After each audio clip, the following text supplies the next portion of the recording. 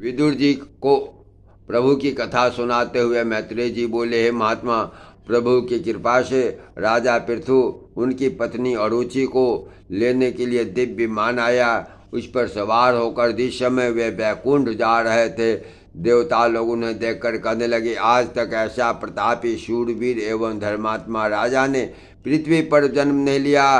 राजा पृथ्वी ने पृथ्वी पर इस तरह धर्म का प्रचार नहीं किया।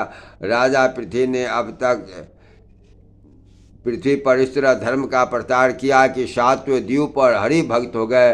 राजा पृथ्वी धर्म अवतार नारायण जी का अंश प्राप्त कर संसारी जीवों को धर्म उपदेश देने के लिए पृथ्वी पर आए थे। इतना कहकर मैत्रेय जी चुप हो गए।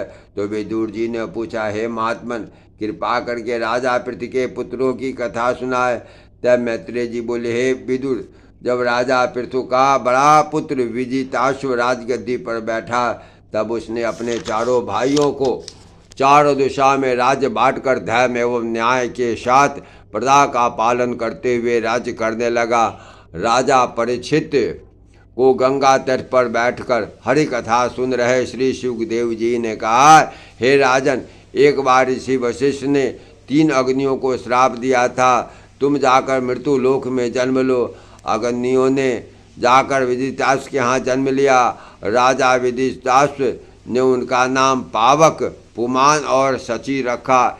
इन तीनों ने कुछ दिनों तक संसार में रहकर तन का त्याग किया और पुनः अग्निदेव के रूप में विलीन हो गए।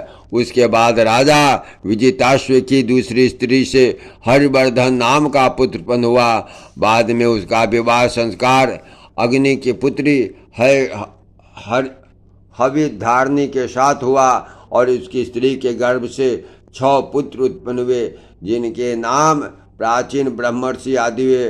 प्राचीन ब्रह्मर्षि का विवाह सत्यवती नाम की स्त्री से हुआ, जो अत्यंत सुंदर थी। बाद में उसके गर्भ से 10 पुत्रों ने जन्म लिया। वे अलग अलग होकर भी रूप, ज्ञान एवं इच्छाओं में एक समान थे, इसलिए उन्हें प्रचेता कहा गया। एक को बुलाओ तो 10 बोले, जो काम एक करे वही काम 10 करते।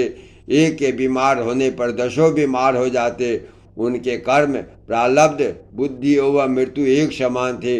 उन्हें पिता के आज्ञानुसार 10 वर्ष तक कठिन तपस्या की। तब महादेव जी का दर्शन उन्हें प्राप्त हुआ और उनसे ज्ञान चर्चा हुई।